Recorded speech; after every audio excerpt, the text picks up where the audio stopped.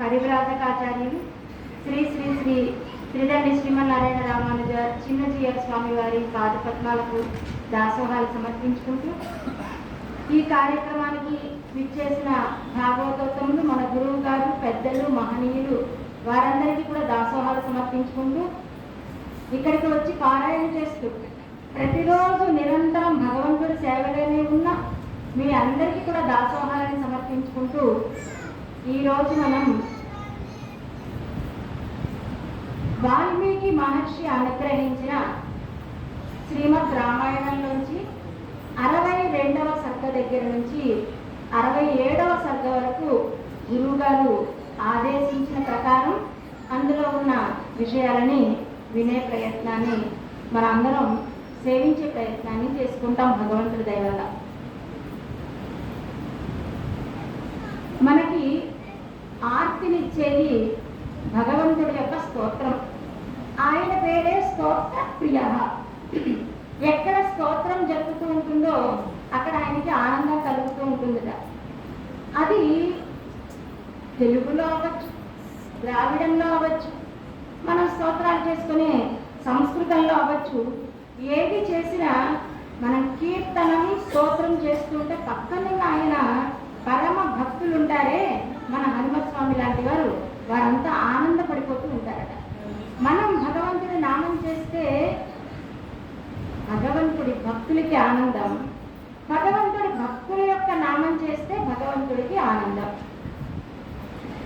ఇక్కడ మనం కూర్చుని ప్రభు రామచంద్రకే దూత హనుమంత ఆంజనేయ, ప్రభు రామచంద్రకే దూత హనుమంత ఆంజనేయ, హనుమంత గుణవంత బలవంత ఆంజనేయ, హనుమంత గుణవంత బలవంత ఆంజనేయ, హే పవన పుత్ర హనుమంత బల భీమా ఆంజనేయ, హే పవన పుత్ర హనుమంత బల భీమా ఆంజనేయ, బల భీమా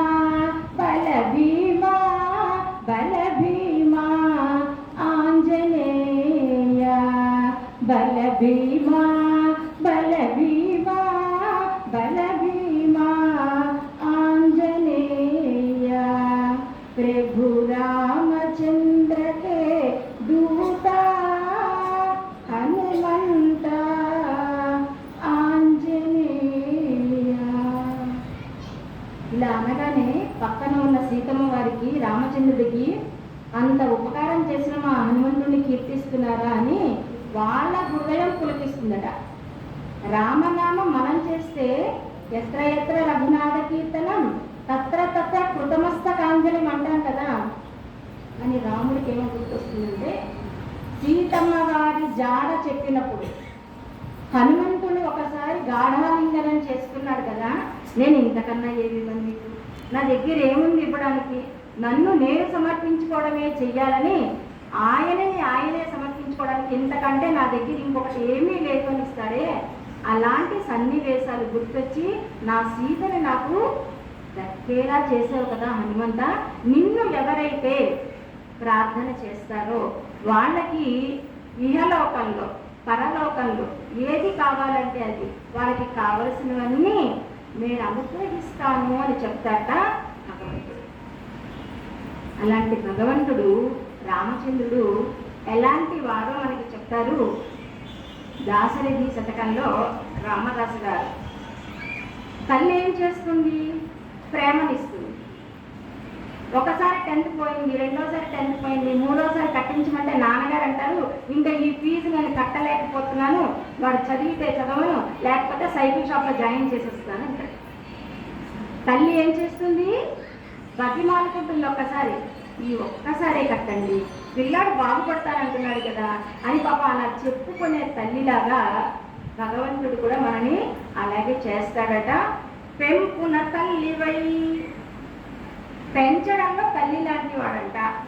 కలుష బృంద సమాగమముందకుండా.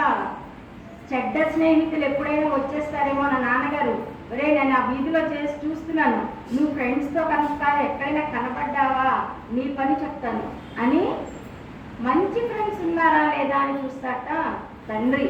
అలాగా కలుష బృంద సమాగమం అందకుండా రక్షింపను తండ్రివై, మెయి వసించు దశేంద్రియ రోగముల్ నివారింపను వెజ్జువై.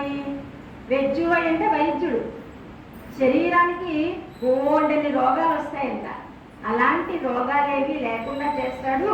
కలుష బృంద దశేంద్రియ రోగముల్ నివారింపను వెజ్జువై. కృప గురించి పరంబు దిరంబుగాక సత్సంపదలీయ నీవెగతి దాశరథి కరుణాపయోనిధి. మా తల్లి తండ్రి గురువు దైవం పెన్నిది వైద్యుడివి. భేషజం విష కంటారు కదా విష్ణు సహస్రనామంలో, మందు ఆయనే వైద్యుడు ఆయనేనంట. అదే భగవంతుడు మనకి చేస్తాడు, నిరంతరం కళ్ళల్లో పెట్టుకుని మనం చూస్తూ ఉంటాట.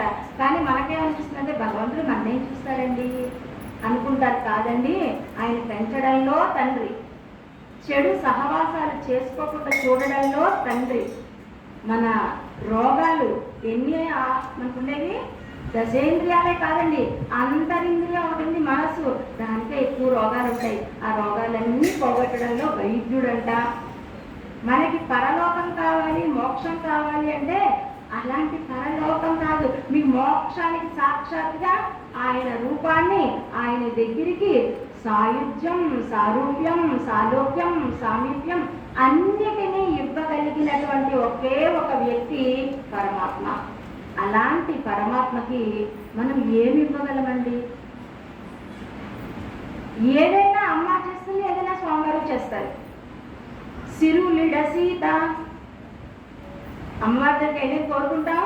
శ్రావణ శుక్రవారం వస్తే, మార్గశిర లక్ష్మీవారం వస్తే చక్కగా అమ్మవారిని అలంకరించేసి, అమ్మ మాకు సంపదలు కావాలి, విజయం కావాలి, డబ్బు కావాలి, ధనం కావాలి, ధాన్యం కావాలి, ఎన్నెన్ని కోరాలన్నా సిరులిడ సీత ఎగజిమ్ముడకున్ హనుమంతుడాస్తి.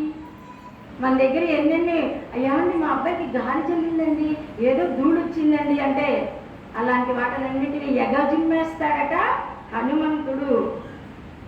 సోదరుడు సుమిత్ర సూతి దురితంబులు మానుప. మనకు ఎలాంటి కష్టం వచ్చినా నువ్వు మా అన్నయ్య రాముణ్ణి కనుక పాదాలు, ఆయన పాదాలు నువ్వు పట్టుకుంటే నీకు కావలసిన వాటన్నిటినీ నేను ఇస్తాను అని అంటాడు మనకి లక్ష్మణ స్వామి. రామనామమున్ కరుణదలింప మానవులగావగా పన్నిన వజ్ర. అబ్బా ఎంత గొప్పగా చెప్పారండి. వజ్ర పంజరం అంటండి అది. ఆ పాదాలు ఒక్కసారి చూడండి. ఆ వజ్ర పంజరం నుంచి బయటకు వెళ్ళిపోగలమా మనం? భగవంతుడి యొక్క పాదార విందాలని మనం పట్టుకుంటే మన దగ్గర ఏమేమి మనం చేసినా మనకన్నీ అనుగ్రహించేటువంటి స్వామి. వజ్ర పంజరోత్కరము కదా భగవన్ మహిమ. రామచంద్ర తెలుసుకోలేక ఎన్నాళ్ళ నుంచో ఈ జీవితంలో ఉండి మళ్ళీ ఎన్నాళ్ళు ఉంటామో తెలుసా మనకి? 100 ఏళ్ళు అని చెప్పారు, కానీ 100 ఏళ్ళు ఉండిపోతామా? పోని ఉన్నన్నాళ్ళు ఈ మధ్య కాస్త ఆయన దగ్గరే ఉంటుందా? ఏమో ఎప్పుడు ఏమైపోతామో. కాబట్టి దాశరథి కరుణాపయోనిధి, మాకు కావలసినటువంటి సంపద, మాకు కావలసినటువంటి దురితాలు, మాకు కావలసినటువంటి భగవన్ మహిమ ఏంటంటే నిరంతరము నీ పాదార విందాల దగ్గర శరణాగతి చేసే మనస్సు ఒక్కటి మాకు ఇవ్వు తండ్రి, మిగతావన్నీ నువ్వే చూసుకుంటావు, నీ సేవ మాకు కావాలి అని మనం కోరుకోవాలట.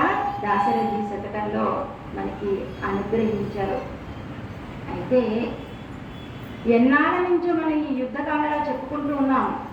భగవంతుడి భక్తులని, పెద్దలని, వాళ్ళు చెప్పిన మాటలని మనం తిరస్కరించకుండా వాళ్ళు ఏదైతే మనకి చెప్తారో వాటిని మనం ఎంత అనుభవించగలిగితే అంత అనుభవించాలి.